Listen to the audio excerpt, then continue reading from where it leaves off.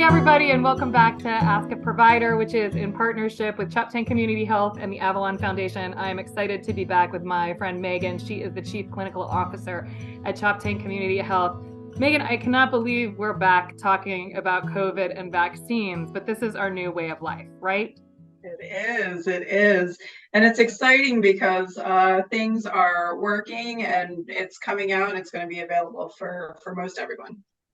So I feel like there's some confusion out there about who should get this new latest booster. Can you clarify for me, and everybody who might be listening to this video, who should go out and get this particular vaccine, this new COVID booster? Yes. So the recommendations are for everyone 6 months and older for the updated vaccine. And it is effective with the recent variants. When we think about all the variants that have happened in the last few years, there's been a lot of changes, and so we have an updated vaccine that is effective and is working, not only to decrease hospitalizations and severe disease, but also we're seeing it might be helping with long COVID. That's really important. Where can you get it? Is it just generally available now? It's becoming more available. Should we be calling our doctor, going to the pharmacy? What's different about this one? All of the above. So I think, it's still getting to the final destination, but it'll be available in pharmacies and provider offices. And we're learning more about just community partners of how we're going to get the word out. I would say probably within the next week or two that it should be kind of more generally available. And the other thing I didn't mention that's really exciting with this one is even if a person was never vaccinated against COVID, and they're 5 years and older, all they need is one of the updated vaccines to have that full protection. So that's really nice change. That's a cool change too. So last year I got the flu shot in one arm and my COVID booster in the other arm. Is that something that you would recommend doing again? Are they still letting you do that? Is that a way to kind of double down and stay safe this cold and flu season? One and done, right? Yeah. That is the same this year. It is safe to get them at the same time. Again, flus are already out, but I think if you wanted to hold off for a week or two and COVID's a little bit more available, then you'll be able to go in and get them both.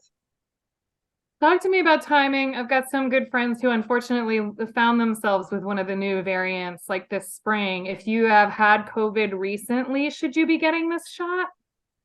So there are some nuances that aren't I think it can get a little tricky, but the good thing is if you still have questions after this, then you can always talk to your primary care provider. But essentially, you need to kind of think of your own situation. Are you high risk or are you not high risk? High risk is defined by 65 and older or under 65, but have some of the kind of health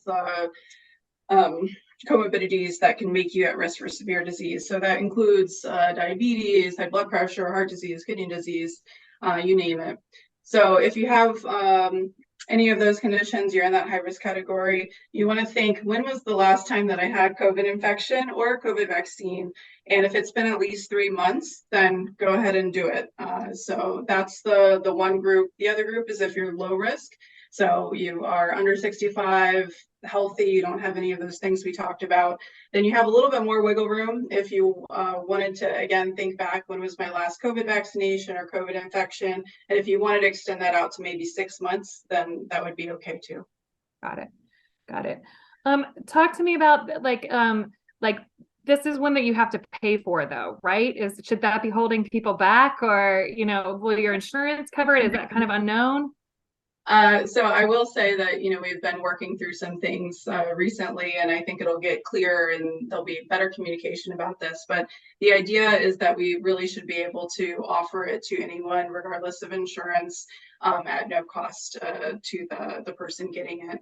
So there are programs out there that will help if you're uninsured, underinsured, that will be available in pharmacies. It'll be available with health departments and with us at Choptank. That's awesome. Okay, because we're talking about vaccines, I know that there's some new RSV vaccine, and that I think that people have some questions about that as well. talk to me about that new vaccine, or I guess, is it new, and who should get it? Yeah, there's a lot of attention with RSV. So for 60 and up, there are a couple of vaccine options. It's you get the one shot, and it'll work for a few years. So that'll be good for that higher risk population. And then also for peds, there's a new product that if you have a child that's less than 8 months and they're entering RSV season, then you can go ahead and get that, and it'll protect the kids for a few months during the season. I thought of one more COVID vaccine question. Is there a Moderna and a Pfizer shot again? Do you have to be, like, if you've been team Pfizer the whole way, do you think that you need to stay that way, or do we need to sort of let go of some of that energy from like early in our vaccine journey? Good question. So yes, there is Pfizer and there is Moderna with the new updated vaccine. And really, there's nothing significant about, staying with one or switching it up. It's what can you get access to?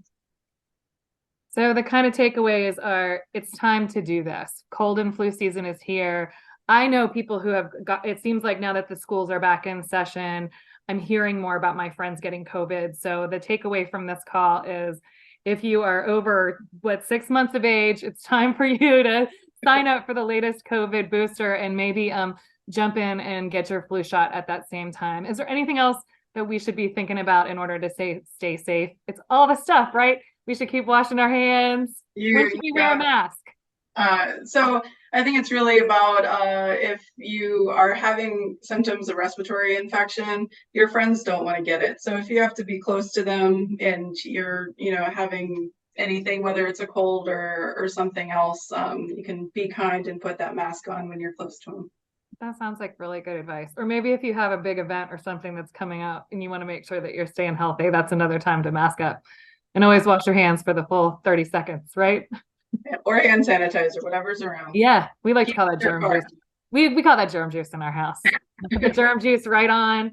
Thank you so much, Megan. It's been great talking to you. I will certainly be out getting my COVID vaccine update, scheduling my sickness this season versus waiting for it to come and get me. I really appreciate your time, Megan. And again, this is Ask a Provider, which is in partnership with the Avalon Foundation and Choptank Community Health. Thanks.